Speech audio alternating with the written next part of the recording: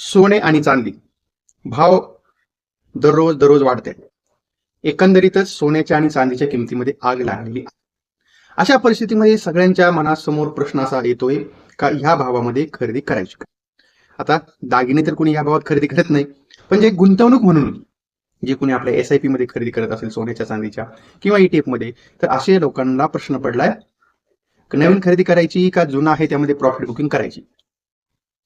तर आपल्याला त्याकरता पहिल्यांदा सोन्याच्या आणि चांदीच्या भावामध्ये एवढी तेजी का झाली पण ते जाणून घेणं गरजेचं आहे.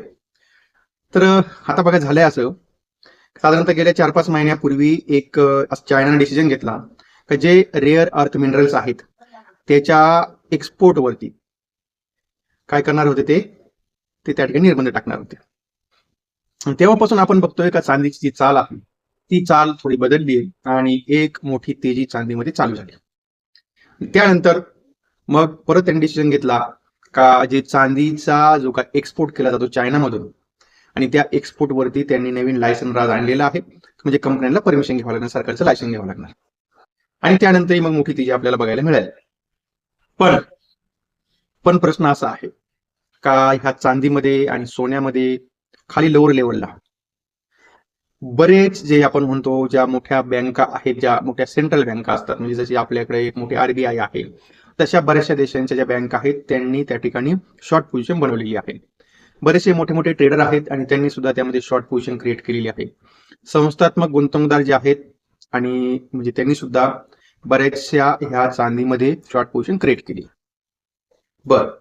आता हे जे त्यांनी काय नवीन जे केलेले असतील शॉर्ट सेल वगैरे केलेले आहेत, पण आता त्यांच्यासमोर पर्याय काय आहे?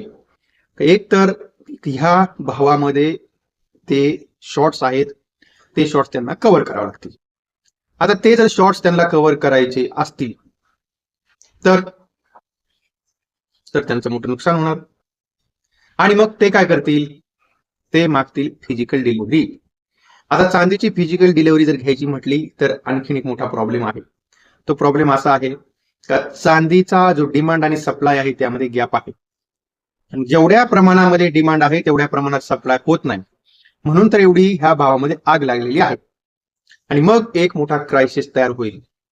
आणि हा जो क्रायसिस आहे तो क्रायसिस म्हणजे आता मला म्हणजे एक तर मी म्हणजे असं मला वाटतंय का ह्या ज्या मोठ्या मोठ्या बँकांनी जे चांदीमध्ये शॉर्ट सेल केलेलं आहे ते ह्या गोष्टी सगळ्या नुकसानीमध्ये कव्हर करतील असं वाटत नाही. ते कुठेतरी काय करतील, त्या ठिकाणी एक्सचेंजकडे फिजिकल डिलिव्हरी मागतील. आणि आता सध्या कुठलंही एक्सचेंज इतक्या मोठ्या प्रमाणामध्ये फिजिकल डिलिव्हरी देण्याची त्यांची दानतच नाही असं मला म्हणायचंय.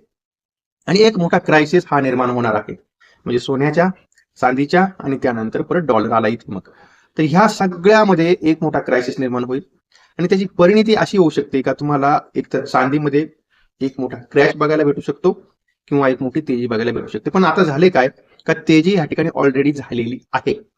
आपण आता जवळजवळ तुम्ही चांदीचा महिन्याभराचा चार्ट जर बघितला तर थोडी लोअर लेवलला चांदी येते, परत वर जाते, परत जो पहिला रेशंट आहे तो तोडला जातो, परत वरती जाते. पण गेल्या 3-4 दिवसातली सोन्याची आणि चांदीची जर चाल तुम्ही बघितली तर चांदी साधारणतः जो रेट $80 आसपास जाते आणि तिथून रिवर्स येते.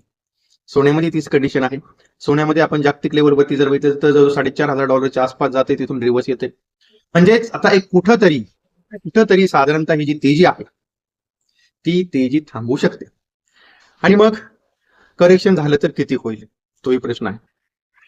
आपण जर आपल्या सोन्याच्या आणि चांदीचे जर पाठीमागचे चार्ट जर बघितले तर त्या चार्टवरनं आपल्याला असं एक मला तरी असं दिसतंय प्रामुख्यानं, जर ह्या सोन्यामध्ये चांदीमध्ये तेजी जर आली तर 60-70% तेजी आरामशीर येते.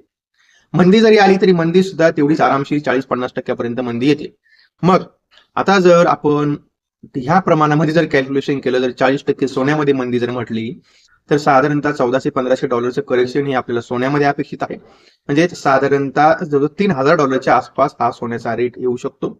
आणि चांदीचा जर विचार केला तर चांदीमध्येही साधारणतः जो आपल्याला मोठा गेन चालू झाला होता $50 पासून तर $80 पर्यंत, तर मे बी पॉसिबिलिटी आहे का परत आपल्याला चांदी एकदा $50 पर्यंत चे जे भाव आहे तर ते भाव आपल्याला चांदी दाखवू शकते. म्हणजे अराउंड जवळजवळ साधारणतः एक 1.5 लाख रुपयाच्या आसपास इथपर्यंत करेक्शन चांदीमध्ये अपेक्षित आहे. म्हणजे जो 70 ते 80 हजार रुपयाचं करेक्शन हे हे चांदीमध्ये अपेक्षित आहे आणि आपल्या सोन्यामध्ये जवळजवळ 30,000 रुपयाचं करेक्शन हे त्या ठिकाणी अपेक्षित आहे. तेव्हा आपण नवीन गुंतवणूक करताना थोडा विचार करा, कारण ह्या सगळ्या गोष्टी ज्या आहेत बघा, म्हणजे सोन्यामध्ये खूप काही डिमांड आहे, मागणी आहे म्हणून त्याचा भाव वाढला असंही काही नाहीये. चांदीचं ठीक आहे, चांदी जी आहे ती चांदी आपल्याला इंडस्ट्रीला वापर होतो. त्यामध्ये आपण बघितलंय की आज नवीन ज्या गाड्या आलेल्या आहेत, नवीन इलेक्ट्रॉनिक गाड्या, बॅटरीज, मोबाईल आहे, त्यानंतर जे आपले शस्त्रास्त्र बनवले जातात त्यामध्ये सुद्धा चांदीचा वापर होतो. पण बाकी त्या व्यतिरिक्त एवढे चांदीचे दागिने वगैरे कोणी काही घालून फिरत नाही. म्हणजे चांदी जी आहे त्या चांदीचा ही एक असा फोमो तयार झालेला, म्हणजे सध्या एवढ्यामध्ये आपण बघतो की सोने आणि चांदीच्या भावामध्ये फोमो तयार झालेला. अरे ही मी रॅली मिस केलेली आहे काय, मग ती रॅली मिस झाली, मग चला खरेदी करा. तर ही फोमो बाईंग जी आहे ती बाईंग सध्या चांदीमध्ये सोन्यामध्ये आपल्याला बघायला भेटते. तेव्हा आपल्याला ह्या फोमो बाईंग पासून थोडंसं सावध राहिलेलं बरं.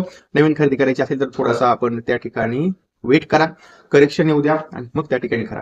म्हणजे जर तुम्ही थोडा लॉंग टर्म जर विचार केला तर ह्या सोन्याच्या चांदीच्या रेटला भवितव्य त्याचं चांगलं उज्ज्वल आहे. पण जर तुम्ही थोडा शॉर्ट टर्म जर विचार केला तर आपल्याला त्या ठिकाणी एक करेक्शन अपेक्षित आहे आणि ते करेक्शन एकदा झालं का मग त्या ठिकाणी तुम्ही त्या आपल्या ज्या पद्धतीने तुम्हाला गुंतवणूक करायची आहे त्या गुंतवणुकीला सुरुवात करू शकता. ओके. आणि आता तेव्हा इथे आपण थांबूया. अर्धा तास जो काही सगळा व्हिडिओ होता तो सगळा व्हिडिओ मी आपल्यासाठी एज्युकेशनल पर्पज म्हणून बनवला होता. या व्हिडिओमध्ये कुणालाही कसल्या प्रकारे खरेदीचे किंवा विक्रीचा सल्ला मी दिला नाही. आपण याची कृपया नोंद घ्या. कुठलाही ट्रेड करताना आपण आपल्या जबाबदारीवरती ट्रेड करा. आणि त्यानंतर सगळ्यात महत्त्वाचं, माहिती चांगली वाटली असेल तर आपल्या मित्रांपर्यंत हा व्हिडिओ शेअर करा. आणि जो आपला टेलिग्राम चॅनल आहे त्याची लिंक तुम्हाला डिस्क्रिप्शन मध्ये खाली दिली, त्या लिंकवरती जाऊन टेलिग्राम चॅनल जॉईन करा. कुणाला जर समजा डिमॅट अकाउंट ओपन करायचं असेल आपल्या धनमध्ये तर त्या ठिकाणी धनचं डिमॅट अकाउंट आपण ओपन करू शकता. आणि जो आपला पेड टेलिग्राम चॅनल आहे त्याची लिंक तुम्हाला डिस्क्रिप्शन मध्ये खाली दिली, त्या लिंकवर जाऊन टेलिग्रामचा पेड चॅनल आपला जॉईन करू शकता. आता आपण इथे तुर्तास थांबूया, भेटूया परत नवीन विषयासह.